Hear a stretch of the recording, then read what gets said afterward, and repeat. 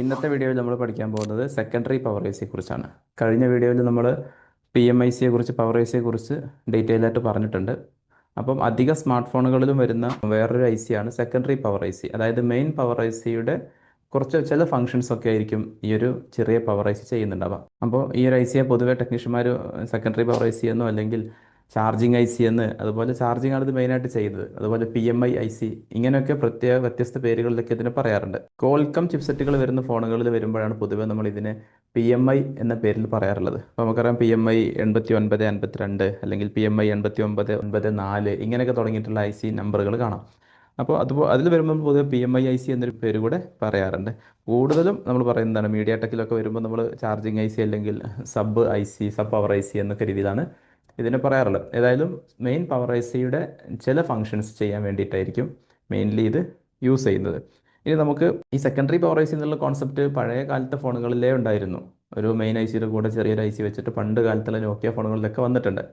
അപ്പോൾ ഇപ്പം വരുന്ന സ്മാർട്ട് ഫോണുകളിൽ കൂടുതൽ ഫോണിലും ഈ ഒരു സ്ട്രക്ചർ തന്നെയാണ് വരുന്നത്. ഒരു പി എം ഐ സിയും ഒരു ചാർജിങ് ഐ സിയും വെച്ചിട്ടാണ് പവർ മാനേജ്മെൻറ്റ് സിസ്റ്റം മൊത്തത്തിൽ കൺട്രോൾ ചെയ്യുന്നത്. അപ്പോൾ ഇനി നമുക്ക് മെയിൻലി ഈ ഒരു ഐ സിയുടെ പ്രധാനപ്പെട്ട ഫങ്ഷൻസ് ഏതൊക്കെയാണെന്നുള്ളത് ഒന്ന് നോക്കാം. അപ്പോൾ ഒന്നാമതായിട്ട് ഏറ്റവും പ്രധാനപ്പെട്ടത് ഈ ഐ സിയുടെ ഫങ്ഷൻ വരുന്നത് ചാർജിങ് മാനേജ്മെൻ്റ് ആയിരിക്കും.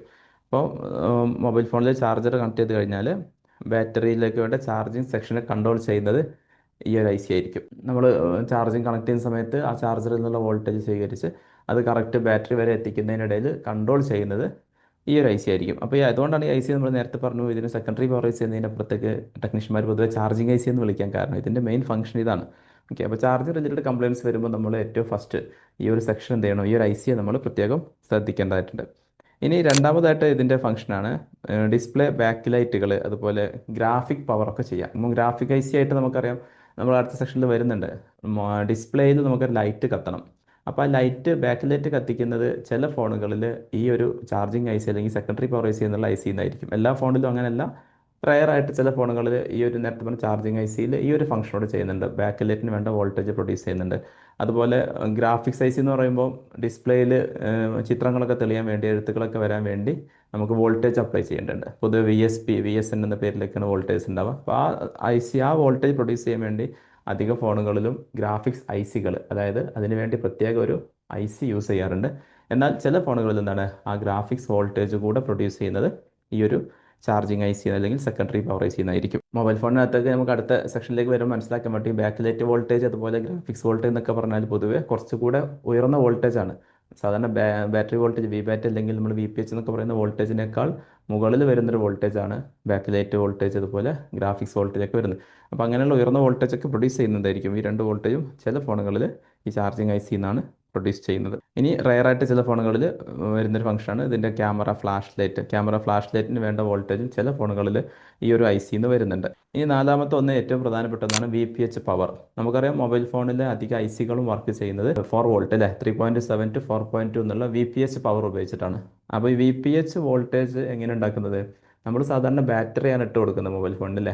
ആ ബാറ്ററി വോൾട്ടേജ് നേരിട്ട് പി എം ഐ ഐ സിയിലേക്ക് അല്ലെങ്കിൽ ഈ സെക്കൻഡറി പവർ ഐ സിയിലേക്ക് പോയിട്ട് ഈ സെക്കൻഡറി പവർ ഐ സി ആണ് എന്ത് ചെയ്യുന്നത്, ഇതിന് വേണ്ട മറ്റ് സെക്ഷനിലേക്ക് പി എം ഐ സിക്കായാലും അതുപോലെ തന്നെ പി എകൾക്ക് വേണ്ടിയിട്ട് അതുപോലെ എൽ ഡി ഒകൾക്ക് വേണ്ടിയിട്ടൊക്കെ ഇൻപുട്ട് വോൾട്ടേജ് 4 വോൾട്ട് കൊടുക്കുന്നത് ഈ ചാർജിങ് ഐ സി ആയിരിക്കും അല്ലെങ്കിൽ ഈ സെക്കൻഡറി പവർ ഐ സി ആയിരിക്കും. അപ്പോൾ ബാറ്ററി വോൾട്ടേജ് യൂസ് ചെയ്തിട്ട് വി പി എച്ച് എന്നുള്ളൊരു പവർ പ്രൊഡ്യൂസ് ചെയ്യുന്നതും ഈ ഒരു ഐ സി ആണ്.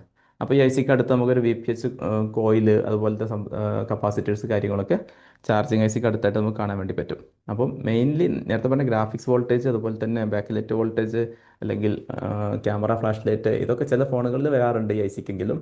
എല്ലാ ഫോണിലുള്ളതാണ് എന്ത് ഈ ഐ സിയുടെ മെയിൻ ഫംഗ്ഷൻസ് നമുക്ക് പറയാൻ പറ്റുന്നത് ചാർജിങ് സെഷൻ കൺട്രോൾ ചെയ്യുക, അതുപോലെ തന്നെ V P H voltage produce ചെയ്യുക. അപ്പോൾ V P H voltage produce ചെയ്യുന്നതുകൊണ്ട് തന്നെ ഇത് സെക്കൻഡറി പവർ ഐ സി ആണെങ്കിൽ പോലും ഈ ഐ സി ഡാമേജ് ആയി കഴിഞ്ഞാൽ ഫോൺ കംപ്ലീറ്റ്ലി ഡെഡ് ആയിരിക്കും. കാരണം V P H voltage use ചെയ്തിട്ടാണ് ഈവൻ പവർ ഐ സി പോലും വർക്ക് ചെയ്യുന്നത് അല്ലേ, main power I C work ചെയ്യുന്നത്. അപ്പം ഈ ഒരു I C charging I C ചെറിയൊരു പവർ ഐ സി ആണെങ്കിൽ പോലും ഇതിൻ്റെ ഇമ്പോർട്ടൻസ് വളരെ വലുതാണ്. ഫോണിൽ ഇത് ഡാമേജ് വന്നു കഴിഞ്ഞാൽ ഫോൺ ഡെഡ് കണ്ടീഷനിലേക്കൊക്കെ മാറി വരും. അപ്പോൾ പവർ മാനേജ്മെൻറ്റ് സെഷനിൽ 2 ഐ സികൾ നമ്മൾ ഈ 2 വീഡിയോയിലായിട്ട് പരിചയപ്പെടുത്തി. എന്തെങ്കിലും ഡീറ്റെയിൽ ആയിട്ട് അറിയണമെന്നുണ്ടെങ്കിൽ ഞാൻ പറഞ്ഞു എല്ലാ ചാർജിങ് ഐ സികളും ഒന്നല്ല കേട്ടോ, ഇതിന് മുകളിൽ എഴുതി വരുന്ന നമ്പർ വെച്ചിട്ട് ഇതിങ്ങനെ നേരത്തെ പി എം ഐ സി പറഞ്ഞ പോലെ മാറി മാറി വരും. അപ്പോൾ അതിൽ ഡീറ്റെയിൽ അറിയാൻ വേണ്ടി ഡാറ്റ ഷീറ്റൊക്കെ കഴിഞ്ഞ വീഡിയോയിൽ പറയുന്നുണ്ട്. ഡാറ്റ ഷീറ്റിനെ കുറിച്ച് ഡാറ്റ ഷീറ്റ് നോക്കിയിട്ടൊക്കെ നമുക്ക് എന്ത് ചെയ്യാം, ഏത് ഫോണിൽ ഏത് ഐ സി വരുന്നു എന്നുള്ളത് നമുക്ക് മനസ്സിലാക്കാൻ വേണ്ടി പറ്റും. ഇനി എന്തെങ്കിലും സംശയങ്ങൾ അല്ലെങ്കിൽ ഇതുമായി ബന്ധപ്പെട്ട് ഡീറ്റെയിൽ ആയിട്ട് വല്ലതും അറിയണമെന്നുണ്ടെങ്കിൽ കമൻറ്റ് ബോക്സിൽ ചോദിക്കാവുന്നതാണ്. എല്ലാ വീഡിയോയും കാണുക, നന്നായിട്ട് പഠിക്കുക.